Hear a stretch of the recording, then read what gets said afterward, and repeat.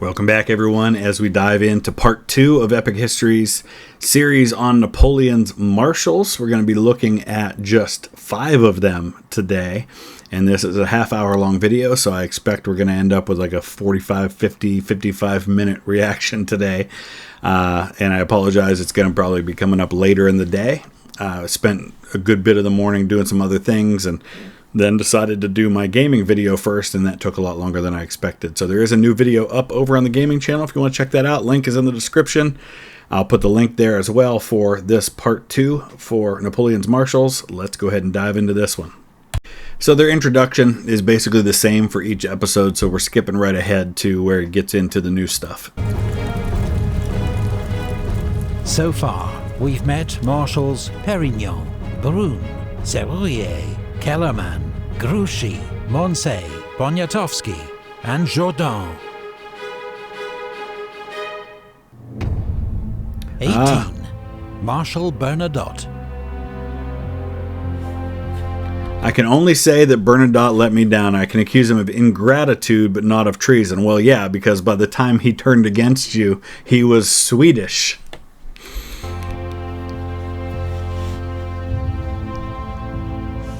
Bernadotte enlisted in the French Royal Army aged 17 and proved a model soldier, rising to become the senior non-commissioned officer in his regiment in just 10 years. The French Revolution and active service opened the door to rapid promotion. He was made an officer, and thanks to exemplary leadership and courage, rose in rank from captain to general of division in a single year. So, in a lot of ways, again, we're talking about a guy who rose quickly about the time that Napoleon was rising quickly. So this is, again, it's part of that in the aftermath of the French Revolution, and you get into these wars that France starts fighting against these European nations. This is an opportunity that maybe doesn't happen for many of these guys apart from the circumstances they find themselves in. Not even Napoleon rose through the ranks as quickly. He particularly distinguished himself at Fleurus, leading an attack that helped secure Jourdan's famous victory. As a professional soldier and ex-sergeant major, Bernadotte insisted on the highest standards of discipline and conduct from his men. So he's got an interesting kind of viewpoint then. If he was a sergeant major, so at some point he is a senior non-com, and now he rises through the ranks of the officer corps.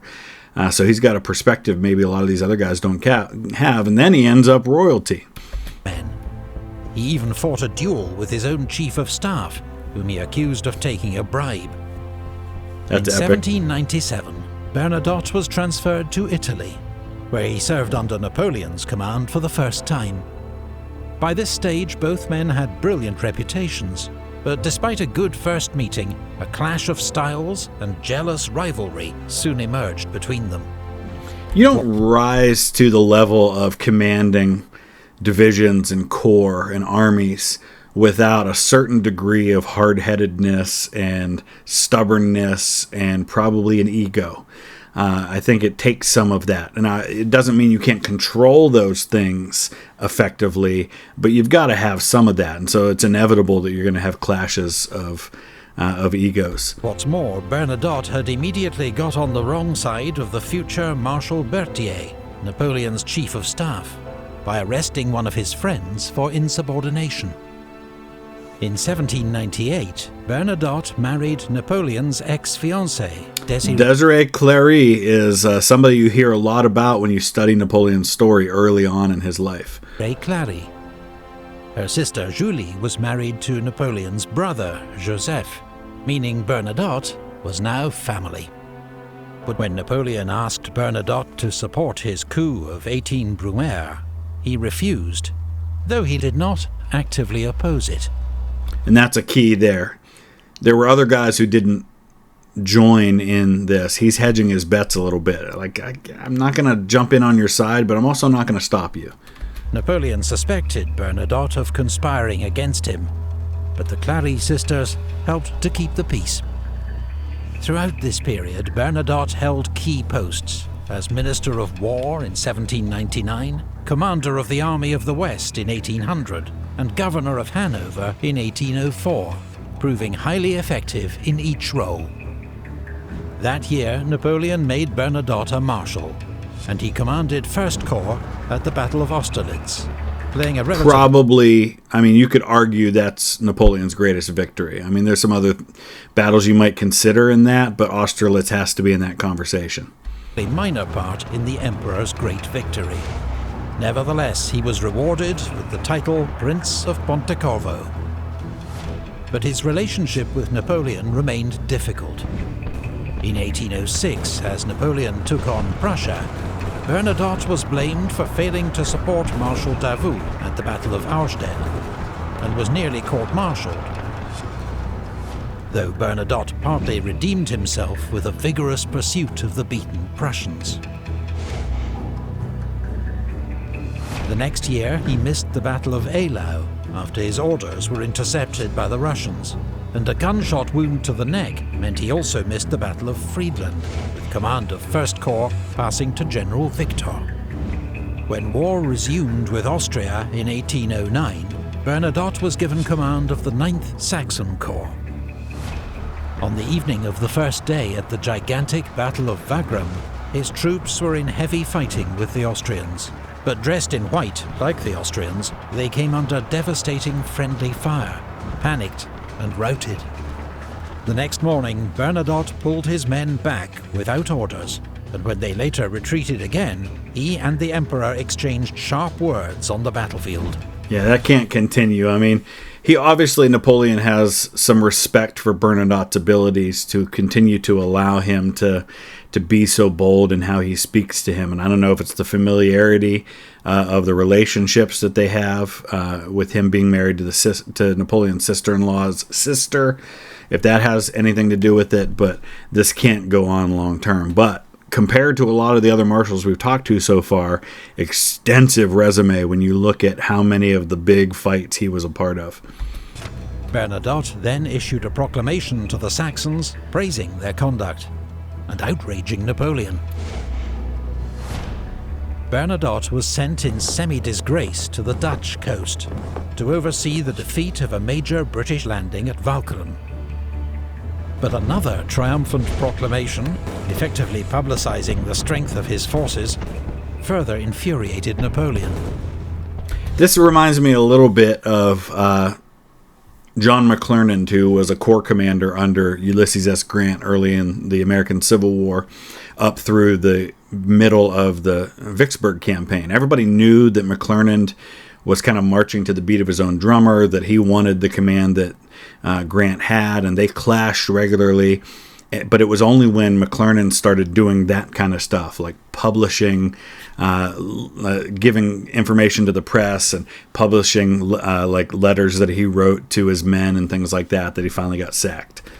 In an unlikely twist of fate in 1810, Swedish politicians invited Bernadotte to become Crown Prince of Sweden.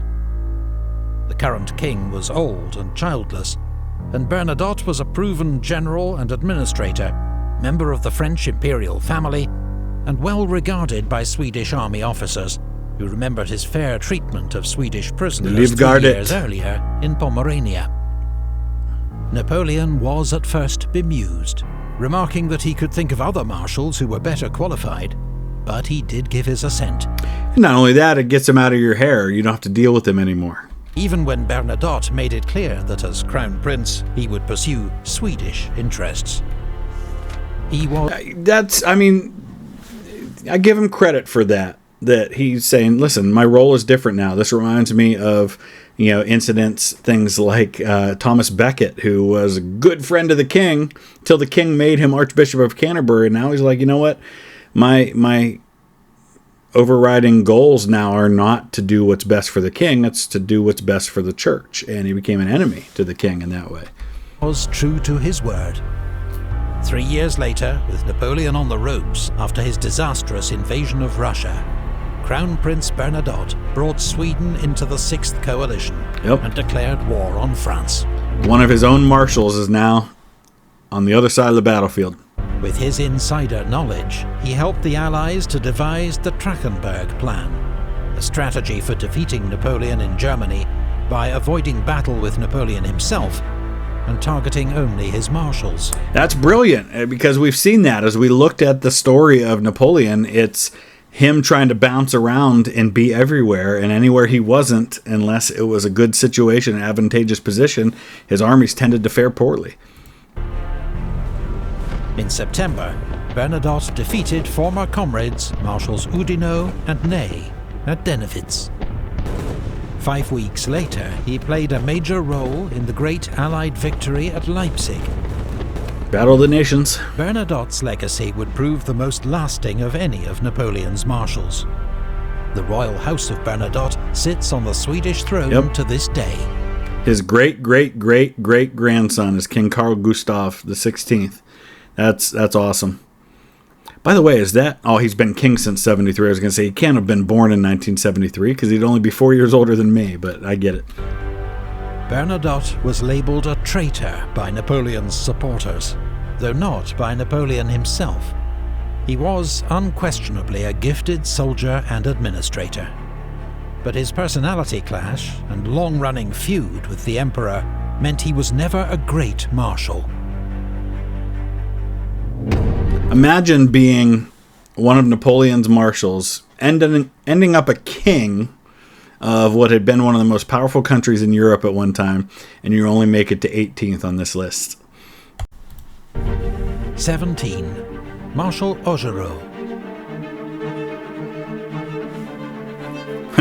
That's an interesting quote. His courage, his outstanding virtues elevated him far above the crowd, but honors, titles, and money plunged him back into it.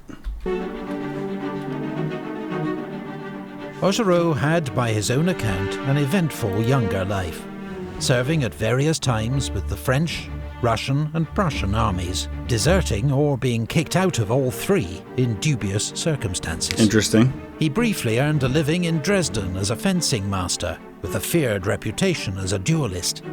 So he is the son of a grocer. He's 12 years older than Napoleon. Fights in some of those early battles, and then has a big gap in there, about 10 years where he's not fighting. Travels Europe, serves in various armies. He embraced the French Revolution and joined a volunteer cavalry regiment known as the German Legion, before holding various staff and training roles where his experience in the regular Prussian army proved valuable. Promoted to general, Augereau served in the Eastern Pyrenees, where his flair for tactics and bold, decisive action helped win a series of victories over the Spanish. Later serving in Italy under Napoleon, Augereau proved a highly effective divisional commander. The future emperor's reports were glowing.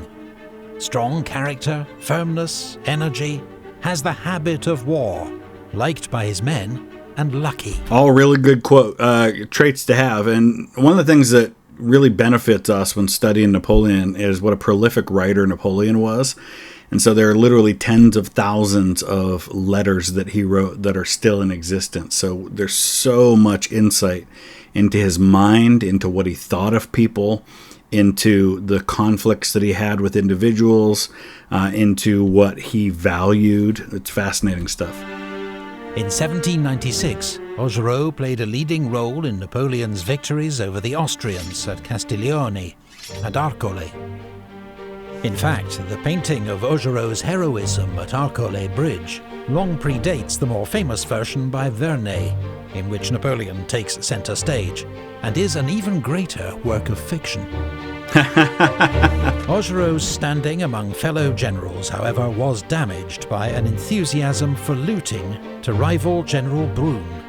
And this is tough, because if you are Napoleon and these other generals, you're trying to keep discipline in your army, and one of your leading division commanders is one of the worst offenders when it comes to looting, that sends a message to your men that is hard to overcome with orders. Others were irritated by his loud and boastful manner. Augereau was known to be a reliable Republican, and in 1797 Napoleon sent him to Paris to be the military muscle for the coup of 18 Fructidor. This was an army-backed purge of pro-royalist politicians threatening to restore the French monarchy. A brief spell in charge of the Army of the Rhine demonstrated that Augereau was not suited for high command, as his... That's not uncommon. There are some guys, my knowledge is much better in the American Civil War, but you have guys like John Bell Hood, fantastic brigade and division commander. Might be one of the best division commanders in the American Civil War. Give him an army, not so much, but it also was at a time in his life where he had been severely wounded twice in one summer, and he's just a different guy. Unruly entourage and obsession with plunder caused chaos at headquarters. As a Republican, Augereau initially opposed Napoleon's seizure of political power, but soon sensed which way the wind was blowing and pledged support. Created a Marshal in 1804, status, wealth and declining health served to mellow Augereau's behaviour. He commanded 7th Corps in the 1805 campaign, but was held in reserve and missed the great battles of Ulm and Austerlitz. The following year, he was in the thick of the fighting at Jena, leading 7th Corps against the Prussian southern flank.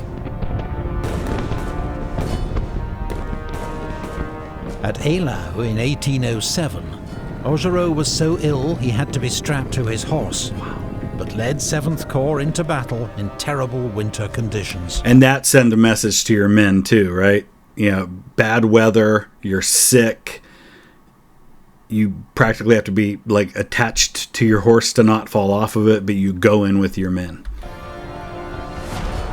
Ordered to advance, his corps lost its way in a blizzard, was mown down by Russian guns, charged and virtually destroyed.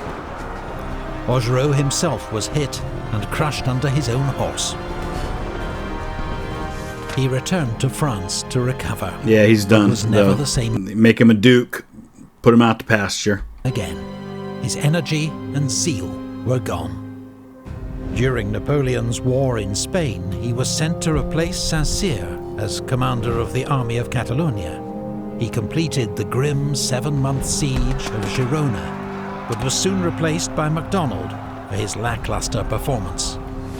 In 1812, Augereau commanded depots and reinforcements in the rear, as the Grande Armée marched to its destruction in Russia. However, at Leipzig he was briefly back to his best, inspiring his small corps of conscripts to fight for several key villages in the south in the face of relentless Austrian attack. In 1814, Napoleon gave Augereau command of the Army of the Rhone, but he surrendered Lyon without a fight. And on news of Napoleon's abdication, denounced his former emperor as a man who, having sacrificed millions of victims to his cruel ambitions, has not known how to die like a soldier. When Napoleon returned from exile in 1815, probably went after him. Augereau proclaimed his loyalty once Oh, of course more. he did. This guy bounces back and forth. He wasn't in favor of the coup, but when the coup was successful, he supported it. He wasn't in favor of a lot of things. He's against Napoleon when Napoleon gets overthrown, but then when Napoleon comes back, I was with you all the while.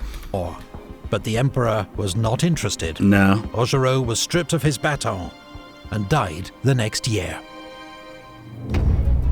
16. Marshal Lefebvre.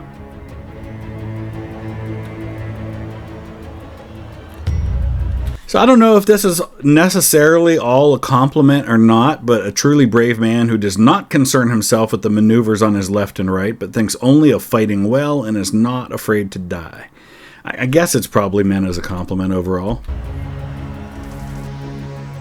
François Lefebvre was a sergeant with 16 years' service in the elite Garde Française when the French Revolution broke out. When the Guard was disbanded, he became an officer in the Paris National Guard and received the first of many wounds protecting the royal family from an angry mob. Every inch the soldier, the Revolutionary Wars brought Lefebvre opportunity for active command and rapid promotion. There you go. Here's a guy who was a sergeant, and he's going to end up being a marshal within, 20 years of these events unfolding. Crazy. In just 2 years, he rose from captain to general, establishing a reputation as a formidable divisional commander, a good tactician, brave, energetic, and attentive to the needs of his men. His chief of staff, the future Marshal Soult, acknowledged that he learned much from Lefebvre's example. In 1799, Lefebvre commanded the Paris military district. Not much impressed by politicians, when Napoleon asked him to support a coup, he was all for it, declaring, "Yes, let's throw the lawyers into the river." That's the kind of guy Napoleon's going to like. So one of the things that, just kind of thinking about this overall, about how Napoleon had a number of these generals who served him well. We're not getting into the best ones yet. We'll get there soon. And why does that set Napoleon apart compared to a lot of other generals in this time period? Well, in a lot of these countries, you're dealing with aristocracy, and you're dealing with people who get their positions based on who their family is, based on the money that they have, based on having the right education, as opposed to their merits as soldiers and as leaders. Whereas in this system, after the French Revolution especially, yes, connections still mattered, which side of the revolution you were on and who you knew, but you had a much better opportunity to rise to the top based on merits than you might have otherwise at any other time and place. In 1804, Napoleon made Lefebvre an honorary marshal. Honorary because Napoleon assumed Lefebvre would prefer a quiet life in the Senate after a decade's active service with the scars to prove it. But he'd underestimated Lefebvre, who pleaded for a frontline role. So the Emperor gave him command of the Imperial Guard infantry for the Jena campaign. The next year, Lefebvre commanded the siege of Danzig, inspiring the troops of 10th Corps by leading one counterattack in person. After the successful conclusion of the siege, Napoleon awarded Lefebvre the title Duke of Danzig. Lefebvre, you took it, now it's yours. His record as a corps commander was mixed. In Spain, he exasperated Napoleon by twice ignoring orders. But in 1809, when Archduke Charles of Austria launched a sudden attack on Bavaria, Lefebvre's Bavarian 7th Corps was crucial in slowing the enemy advance, until Napoleon arrived to take charge. And a lot of times that's what they were needed to do, was to slow the enemy advance, hold him off while reinforcements arrive, while Napoleon arrives. He was then given the difficult task of suppressing a popular revolt in the Tyrol, led by Andreas Hofer, which he achieved despite some early setbacks.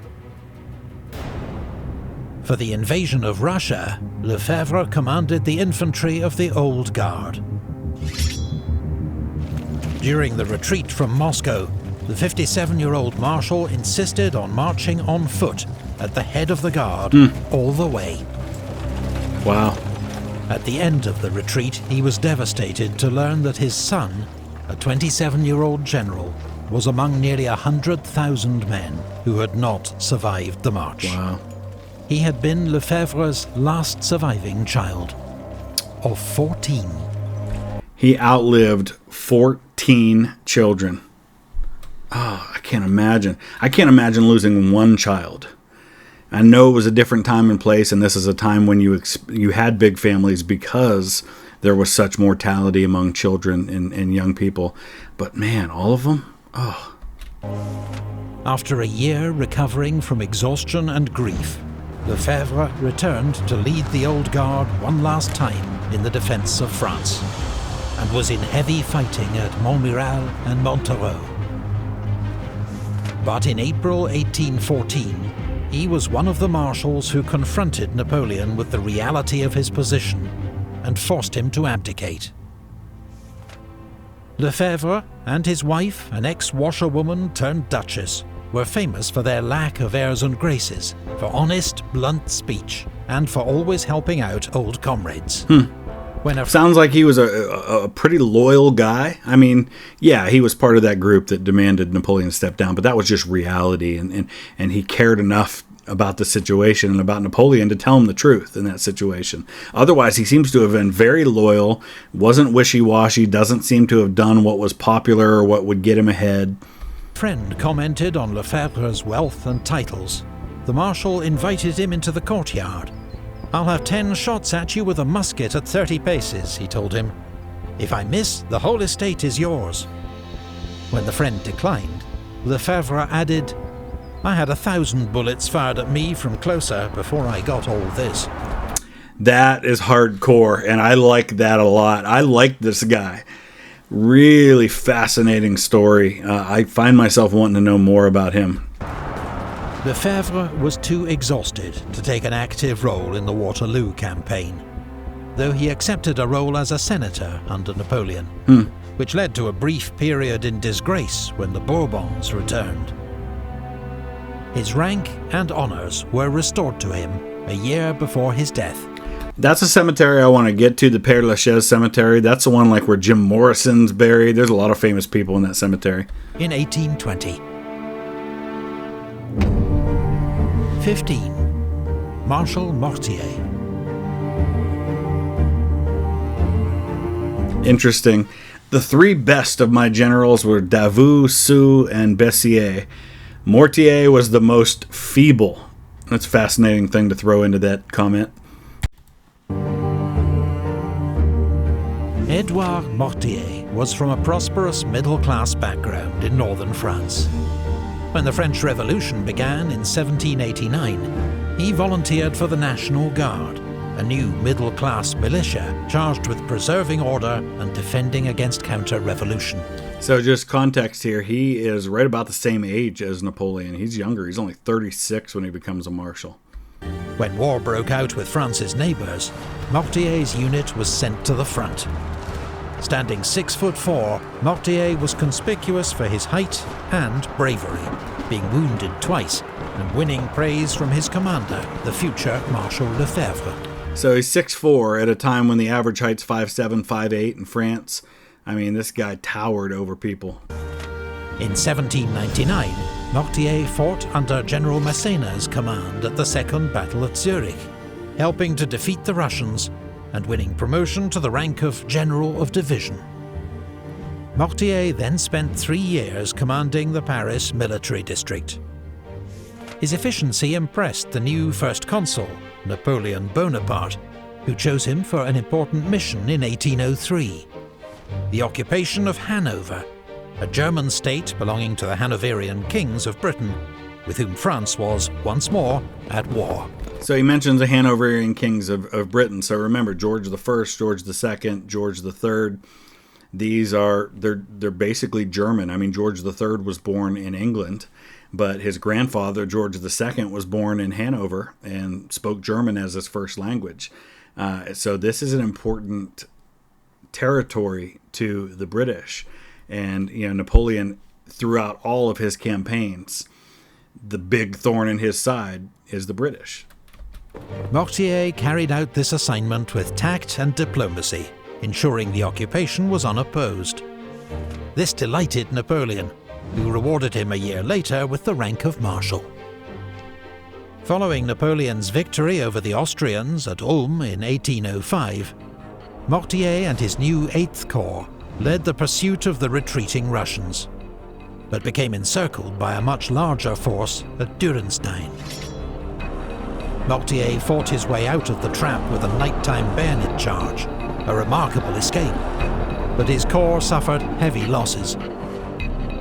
Mortier So he got himself into the trap, but then he showed some pluck by getting himself out of it. and 8th Corps were in a supporting role for the Jena campaign of 1806. But the next year at Friedland, his corps played an important role holding Napoleon's left wing, as the Emperor inflicted a devastating defeat on the Russians. Mortier was well liked by all, and almost uniquely did not engage in feuds and rivalries with the other marshals. Oudinot was a particular friend. In East Prussia, their party trick was to snuff out the candles with pistol shots. They always paid generous compensation for damage caused. In 1808, Mortier joined Napoleon for the invasion of Spain and commanded 5th Corps at the brutal siege of Zaragoza. He then helped win a series of victories over Spanish forces, including the crushing victory at Ocaña, operating alongside another friend, Marshal Soult. And that says a lot, because the Spanish campaign, let's face it, did not go particularly well for Napoleon's forces. So anybody who was able to be successful in Spain, pretty good. Mortier was recalled to France to organize and train the Young Guard, a new junior unit of the Imperial Guard, made up of the best conscripts from each year's intake. Mortier led the Young Guard in Russia in 1812, but was powerless to prevent the Corps' destruction on that campaign. First through exhaustion and disease on the march to Moscow, then on the retreat, where his surviving troops were effectively sacrificed to hold open the road at Krasny and allow the army's escape. Mortier continued to command the Young Guard during Napoleon's campaigns in Germany and France, and was never far from the action. At Lutzen, he was trapped under his wounded horse, was in heavy fighting at Leipzig, and had his hat shot through outside Paris. So this is one of the rare marshals who is with Napoleon from the beginning to pretty much near the end, at least the end, the first end in 1814. In 1814, the final defence of the French capital fell to troops under Mortier and Marmont, with support from Marshal Moncey's National Guard. Mortier told his men, "We have not enough troops to resist their large armies for long, but today, more than ever before, we are fighting for our honour." That's guts right there. We can't win, but we're going to do our best, and we're going to show them what we're made of. When Napoleon returned from exile in 1815, he wanted Mortier to resume his customary role at the head of the Young Guard, but a severe attack of sciatica prevented him joining the Emperor at Waterloo. Napoleon never regarded Mortier as suitable for major independent command, but his loyalty and conduct were always beyond reproach. He went on to serve the restored monarchy as ambassador to Russia and briefly Minister for War. In 1835, he was riding beside King Louis-Philippe in a public parade when an assassin opened fire with a homemade multi-barreled gun. The king received a minor wound, but Marshal Mortier and 17 others were killed. How did this guy kill 18 people, but not the guy he was trying to kill? Wow. 14. Marshal Marmont.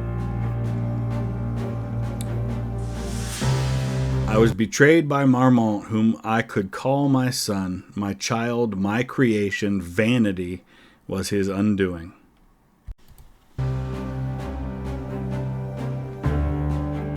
Marmont, like Napoleon, was a trained artillery officer and met the future emperor for the first time at the Siege of Toulon, where Napoleon made his name. And this guy's younger than Napoleon. This is a rare one here. You can see why there'd be a natural attraction, both being artillery guys, both being at the Siege of Toulon. Toulon is really where Napoleon first puts himself on the map as a good leader. They formed a friendship, and when Napoleon was given command of the French army in Italy, he took Major Marmont with him as an aide-de-camp.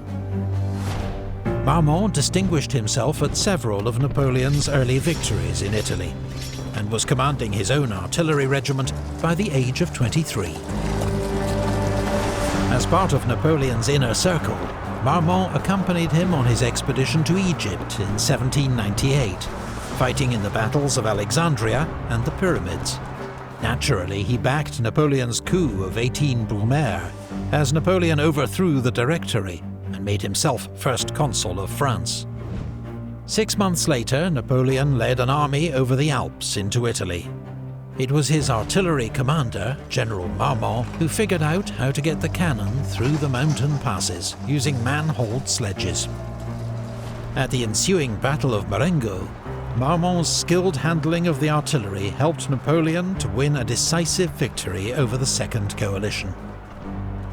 2 years... You have to imagine Napoleon as an artillery guy to begin with, probably, and I don't say probably, he did always rely heavily on his artillery.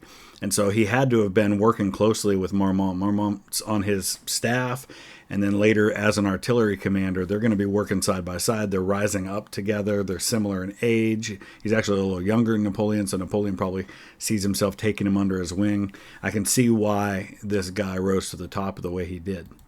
Later, Marmont was made Inspector General of Artillery, working with Napoleon to implement reforms that improved firepower, mobility and supply. Marmont was bitterly disappointed not to be among the first marshals created in 1804. But he was still only 29, and Napoleon assured him that time was on his side. He was further frustrated in 1805, when his corps was sent to guard the army's strategic southern flank, and so missed the great victory at Austerlitz. The spoils of that war included Dalmatia, which Marmont was sent to govern in 1806. Though he lived in extravagant luxury, his reforms and infrastructure projects were so effective that even the Emperor of Austria later admitted, "It's a great pity that Marmont was not in Dalmatia 2 or 3 years longer." So there's another parallel with Napoleon. Napoleon had this love of dealing with reforms for civilian life as well as military. And this is one of the rare guys who actually gets the nobility title before he becomes a marshal. A lot of these guys were made marshals in 1804, and then in 1807, 1808, they get count or duke titles. This guy's a Duke of Ragusa, where he's serving in Dalmatia before he becomes a marshal. When war broke out with Austria again in 1809, Marmont marched north with 11th Corps to join Napoleon near Vienna. But at the Great Battle of Wagram, his troops remained in reserve, while the other corps were engaged in ferocious fighting.